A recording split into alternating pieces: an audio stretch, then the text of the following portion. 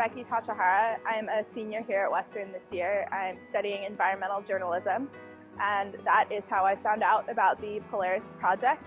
I had an environmental journalism class, and we had a couple of the people who have been on the Polaris trip come in and speak to us and tell us that they were going to consider taking environmental journalism students in the upcoming trip, so that's sort of how I found out about it. In brief, what the Polaris Project is an undergraduate research field course that takes a group of students from different colleges around the US and also internationally, and takes us to the Siberian Arctic, so way, way, way northeastern Russia. And we stay at a science station there called the Northeast Science Station. And most of the students do research on things like how climate change is going to impact Arctic systems, or is impacting Arctic systems. So looking at things like permafrost and nutrient cycling, and carbon is sort of a big theme in the whole research. But since I'm not a science student, what I got to do was follow all the scientists around with a camera and document what was going on. And my goal was to find a way to sort of work towards the goals of communicating Arctic science that the project has.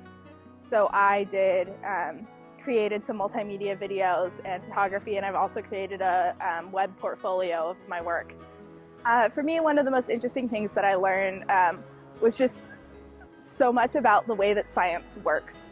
Because not being a science student, you know, in my head, I knew there was a lot of research that happened outside of the lab, but, you know, I'd never really seen science in action. And so actually getting to see like everything that it entails, you know, like running around up and down muddy streams, laying down in the grass to try to get a water sample. It's really, really cool. And that's one of the things why I wanted to become an environmental journalist, was to help people learn about science. There were international students as well as international PIs, which are primary investigators. So they were sort of our supervisors, professors, and professional scientists who also went on the trip.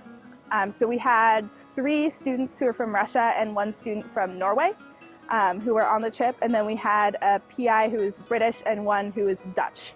So it was a pretty broad range. And then we also had 2 students from Puerto Rico, which isn't really international, but still kind of multicultural, really cool type thing. So and from the United States, we had people from Washington, Oklahoma, Oregon, Massachusetts. In terms of things that, what like everybody had to deal with, a lot of it was just environmental things. It's kind of cliche amongst people who participated to say it was the mosquitoes, but the mosquitoes were not fun. Huge swarms of them, literally like this tall and, you know, this wide, just solid with mosquitoes.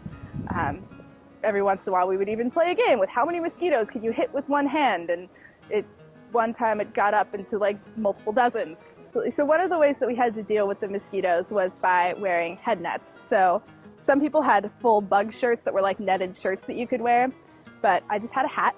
So my lovely safari hat and the net that goes over the top of it. So this is kind of what I would look like out in the field, keeping the mosquitoes away from my face.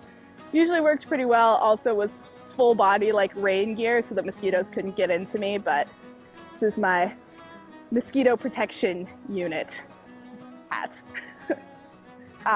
The worst part was actually like when it came time to say goodbye to everyone. We'd formed such a close bond over that month that you realize, you know, this person is going home to Moscow or to like Oslo. I'm never going to see them again, and it's just super sad. That was the worst part about having like people from all over the place.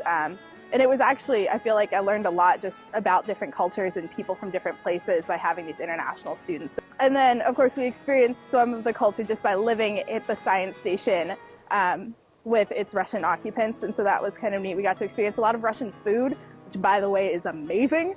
It's like my favorite thing. I miss it a lot. We had an amazing cook. Her name is Valentina, and she can do the most amazing things with moose you would never even believe. I'd really love to learn more about the Russian culture and sort of spend some more time there, not out in the sticks.